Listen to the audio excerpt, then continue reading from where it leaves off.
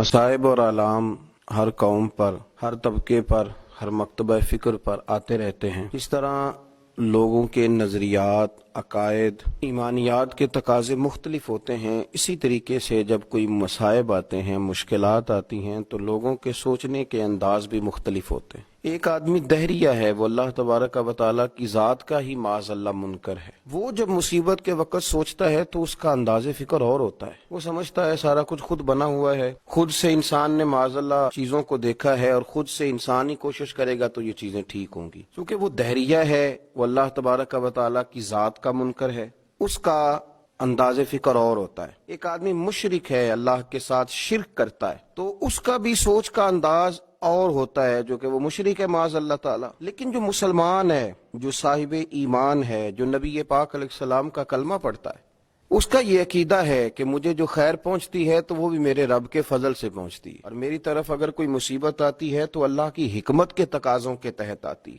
लिहाजा जब मसाइब आते हैं, आलाम आते हैं, बीमारियां आती हैं, तकलीफें आती हैं, आजमाइशें आती हैं, तो वो ना बेसब्री का मुजाहरा करता है, ना मुसलमान मायूसी का इजहार करता है, ना किसी जगह वो कोई ऐसी बात करता है जिससे महसूस होता है कि ये पूरा घबरा गया है। वो किसी ऐसी बात का इजहार नहीं करता जिससे उसके अकीदे, उसकी फिक्र, उसकी सोच के मुखालिफ किसी रवैये को महसूस किया जा सके। मुसलमान हर हाल में अपनी तवज्जो अपने रब करीम की जानिब मबजूल रखता है। इसका फायदा उसे ये होता है, उसके दिल को राहत भी रहती है, उसे तसल्ली भी रहती है, उसकी उम्मीद भी कायम रहती है। अल्लाह तबारक व तआला उसके आसाब को मजबूती भी अता करता है, और जब मजबूत आसाब के मालिक लोग मुआशरे में मौजूद होते हैं तो फिर उनकी वजह से दीगर लोगों को भी वो सारी आसानियां मुयस्सर आती हैं और लोग उस तरतीब के साथ अपने आप को सुकून में महसूस करते हैं। एक आजमाइश आई हुई है, एक वबा आई हुई है, लेकिन उससे बहुत ज्यादा घबरा जाना, अपने आसाब पर उसको सवार कर लेना, अपने दिल को हल्का करना, कांपते और सिसकते फिरना, तमाम एहतियाती तदाबीर इख्तियार की जाएंगी। लेकिन मुसलमान फकत अल्लाह से डरता है। इसको बताया गया है कि तेरे लिए जो मौत है ये कोई इख्तिताम की बात नहीं है, इसके बाद अल्लाह ने तेरे लिए कब्र में, जन्नत में बड़ी आसानियां तैयार की हुई।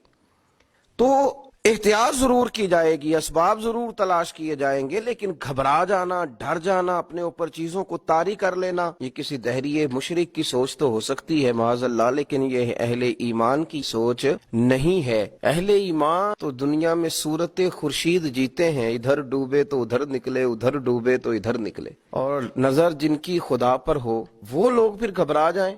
उनको तो चाहिए था दूसरों को ताकत देते, हिम्मत देते, तवानाइयां तकसीम करते, खैर की बात करते, लोगों को बतलाते कि हमें तो हमारे नबी पाक सल्लल्लाहु अलैहि वसल्लम ने पहले ही बता दिया था कि दुनिया तुम्हारे लिए कैद खाना है, और ये यहाँ तो तुम मुसाफिर बन के आए हो, यहाँ तो तुम राहगीर बन के आए हो, तुम्हारा असल ठिकाना तो तुम्हारे रब करीम ने जन्नत में तुम्हारे लिए तैयार किया हो। तो मसाइब के मौके पर जो मुसलमान की सोच होती है वो तो मुआशरे में कुव्वतें पैदा करती, वो तो हिम्मतें तकसीम करती है, वो तो एक दूसरे की ढारस बंधाती है।